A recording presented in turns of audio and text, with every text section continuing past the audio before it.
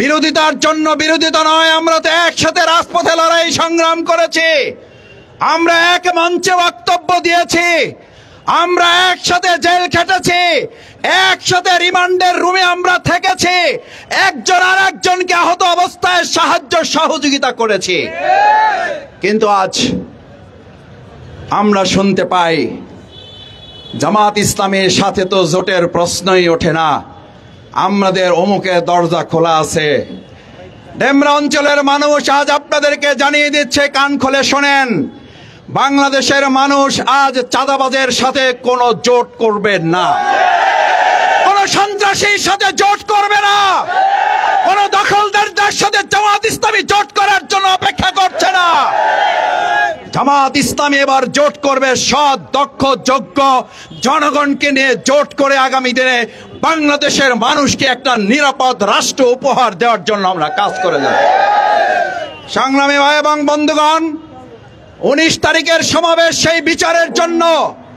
আজ বিচারের সংস্কৃতি যদি চালু করা না যায়, যার কারণে আজকে হত্যাকাণ্ড বন্ধ করা যাচ্ছে না।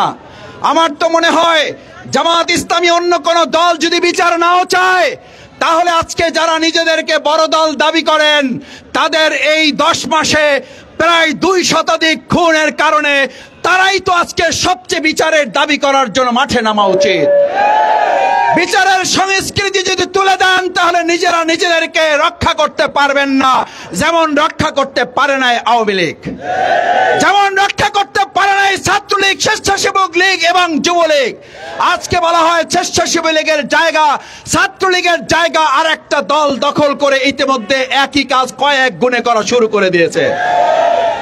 আমার ভাই এবং বন্ধুগণ, আমরা রাজনৈতিক দলগুলোকে উদাত্ত আহ্বান জানাই, বিরোধিতার জন্য বিরোধিতার কারণে কথা বলা নয়, দেশের প্রয়োজনে জামাত ইসলামী 17 বছর শফিকুল ইসলাম মাসুদ, এই কামাল হোসেন, এই অধ্যাপক মোকাররম হোসেন খানরা এই রাজপথে গুলির সামনে দাঁড়িয়ে আমরা বুক পেতে দিয়ে জনগণের অধিকারের জন্য কথা বলেছি। আজকেও জনগণকে নিরাপদ করার জন্য কথা বলতে এসেছি। কোন বিশেষ রাজনৈতিক দলকে প্রতিপক্ষ মনে করে আমরা এখানে বক্তব্য দিতে আসি নাই। সম্মানিত ভাই এবং বন্ধুগণ, তাই আসুন 19 জুলাইয়ের সমাবেশ বিচার নিশ্চিত করার সমাবেশ।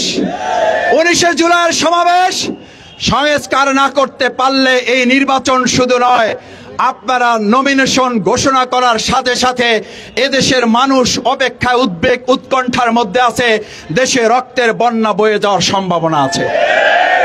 নির্বাচন তো পরে, আপনাদের প্রত্যেকটা আসনে 10 জন, 12 জন, 15 জন, 20 জন করে গ্রুপ তৈরি করে যারা এখনই নিজেদের মধ্যে রক্তারক্তি পরিবেশ তৈরি করেছে, এদেশের মানুষ মনে করে নির্বিঘ্নে নিশ্চিন্তে ভোট দেওয়া তো পরের কথা, নমিনেশন ঘোষণা করার পর যে রক্তের হোলি খেলা শুরু হবে, সেটা রক্ষায় তারা ব্যর্থতায় পর্যবসিত হবে। আমার ভাই বন্ধুগণ, আসুন সেই জন্য সংস্কার রাষ্ট্র শুধু নয়, সংস্কার শুধু ঐক্যমত কমিশনে নয়, সংস্কার নিয়ে আসতে হবে রাজনৈতিক দলগুলোর মধ্যেও। আমাদের সহনশীলতা, পরস্পরের প্রতি শ্রদ্ধা, বিশ্বাস, সম্মান নিয়ে আমরা একটা ঐক্যবদ্ধ জাতি নিয়ে ঐক্যবদ্ধ বাংলাদেশ বিনির্মাণ করতে চাই। সেই ঐক্যের প্রতীকের নাম, সেই ইনসাফের নাম, সেই আদর্শের নাম, সেই রাষ্ট্র পরিচালনার নাম, সেই প্রতীকের নাম কি? কি নাম সেই প্রতীকের নাম? আমার ভাইয়েরা আসুন,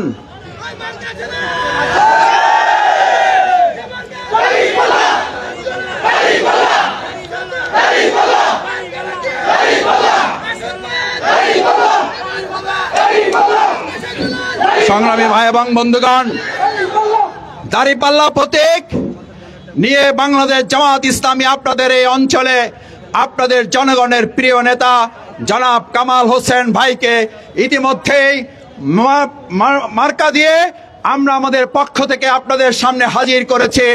আপনারা কি কামাল ভাইয়ের পাশে আন্দোলন সংগ্রামে যেভাবে ছিলেন, আগামী দিনে তার সাথে থেকে কামাল হোসেনকে বিজয় করা নয়, কামাল হোসেনকে বিজয় করা নয়, আমরা কামাল হোসেনকে বিজয় করার মধ্য দিয়ে ইসলামকে বিজয় করে ইসলামকে সংসদে পাঠাতে কি রাজি আছি সবাই?